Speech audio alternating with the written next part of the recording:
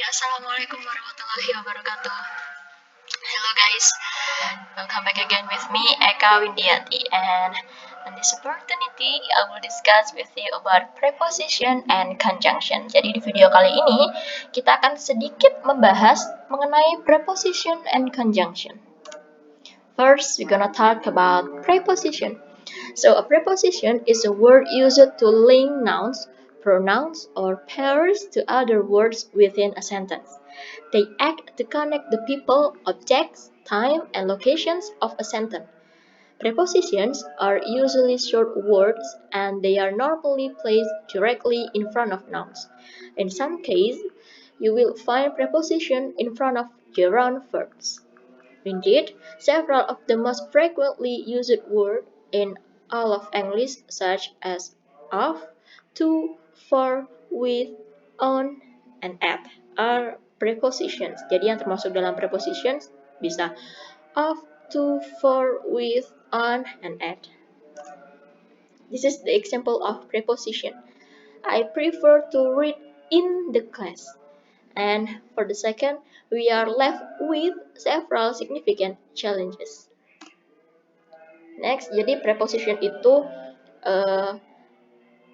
bisa preposition ditambahin nouns, verbs, and adjective. For the example, the trouble with, atau trouble with, itu kan termasuk nouns ya. Kemudian prepositions dengan verbs. I don't agree with your opinion, agree, verbs. Prepositions plus adjective. I'm sorry for your loss. Okay. Next, we're gonna talk about the type of preposition. Jadi tipe-tipe preposition yang pertama adalah preposition of time.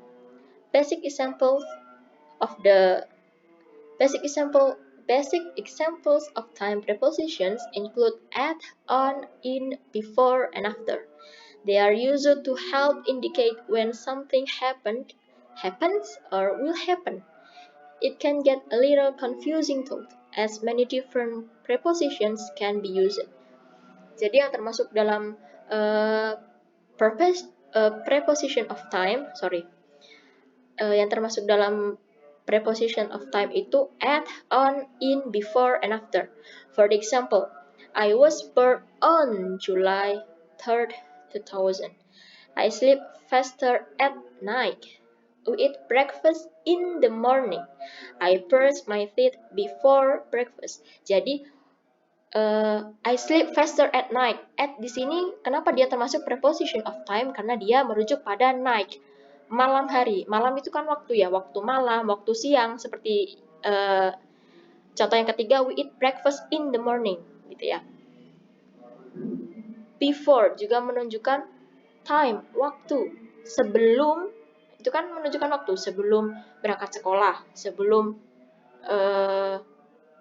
mengerjakan PR, before breakfast, sebelum sarapan gitu ya. Next, preposition of place. To confuse matters a bit, the most common prepositions to indicate time, on, at, in, are also the most common prepositions to indicate position. However, the rules are a little clearer as place prepositions are a more rigid concept than time prepositions. Jadi, on, at, in. Loh, kok hampir sama ya seperti preposition of time tadi? Ya, tapi bedanya on, at, dan in di sini merujuk pada suatu tempat. For example, I do my homework at home. At di sini kan merujuk pada rumah ya, home. Atau for the example, I live in Jember. In di sini kan merujuk pada Jember. Jember itu kan kota, tempat ya. Maka dia termasuk dalam preposition of place. Next, preposition of movement. So, prepositions of movement are quite easy to understand as they are less abstract than prepositions of place and time. Essentially, they describe how something or someone moves from one place to another. The most commonly used preposition of movement is to, which usually serves to highlight that there is movement towards a specific destination. For example, I will go to the class if I finish this homework. Jadi preposition of movement, seperti namanya ya, movement, perpindahan. Nah, preposition movement ini biasanya dia lebih mudah dimengerti daripada dua tipe preposition yang tadi, preposition of time and place. Dan preposition of movement ini dia mendeskripsikan bagaimana sesuatu atau seseorang berpindah dari satu tempat ke tempat yang lain. Okay, for the example nih, I will go to the class if I finish this homework. Saya akan pergi ke kelas jika saya selesai mengerjakan PR ini ya gitu. Nah, to di sini kan dia termasuk dalam preposition of movement. Kenapa? Menunjukkan perpindahan si I ini, saya dari satu tempat yang tidak diketahui, entah I ini ada di kantin atau ada di lapangan gitu ya. So, si I ini, saya ini akan berpindah dari tempat yang tidak disebutkan menuju ke mana? Class, to the class. Makanya to di sini termasuk dalam preposition of movement, gitu ya, merujuk pada perpindahan dari suatu tempat ke kelas, to the class, ya. Next, we're gonna talk about conjunction. Conjunctions are words that link other words, pairs, or clauses together. In English, conjunctions, such as and, are commonly called conjunctions. Conjunctions serve to connect word, pairs, and clauses so that sentences become easier to understand and readable. Jadi, conjunction, kata penghubung gitu ya.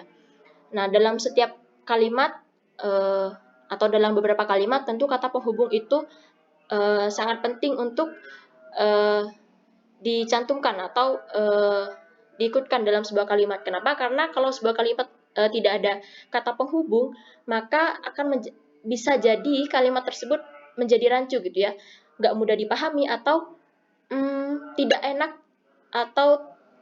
enak dibaca atau didengar gitu. Kita masuk ke dalam tipe-tipe conjunction, kata penghubung gitu ya. For the first, we're gonna talk about coordinating conjunction. So, coordinating conjunctions serve to connect equivalent words, pairs, or clauses. In addition, this conjunction serves to connect two or more independent clauses or clauses that can stand alone. Conjunctions that fall into this category are for, and, nor, but, or, yet, and so. Jadi, coordinating conjunctions ini biasanya dia menghubungkan dua atau lebih independent klausa yang bisa berdiri sendiri ya.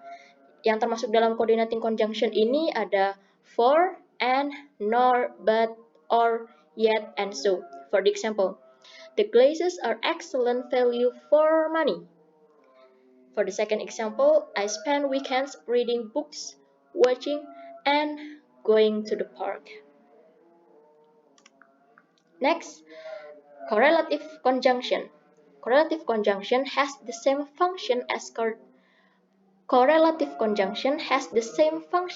coordinating conjunction. Only this conjunction is paired and cannot be separated.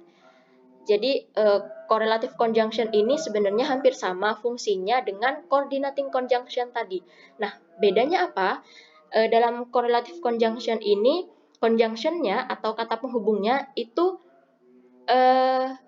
ada dua elemen yang tidak bisa dipisah. Contohnya, yang termasuk dalam correlative conjunction ada both and. Ya, both gimana nih ngomongnya? Both sama and ya. Either and or, neither and nor, not only and but, whether and or. Jadi kedua elemen ini, kedua kata penghubung ini tidak bisa dipisah dalam correlative conjunction. For the example, both you and I have to prepare the presentation material for tomorrow. For the second example, neither I nor Ryan wants to go to the zoo this weekend. Jadi both sama and ya di contoh pertama itu nggak bisa dipisah. Sama seperti contoh di kalimat kedua, neither and nor tidak bisa dipisah karena dia sudah jadi satu kesatuan dalam correlative conjunction. Next, kita masuk dalam subordinating conjunction. So, this conjunction serves to connect the independent clause with a dependent clause. In other words, subordinating conjunction serves to connect two or more unequal sentences. Subordinating conjunctions can indicate cause and effect relationships, opposites, and relationships between other clauses.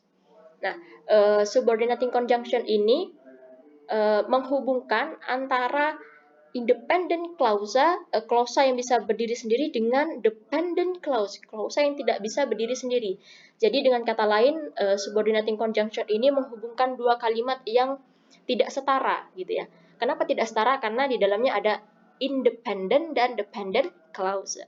Nah, subordinating conjunctions ini juga bisa mengindikasikan sebab akibat, gitu ya. Yang termasuk dalam subordinating conjunction ada because, since, as, although, while, and whereas. For example, one man was injured although the damage was light.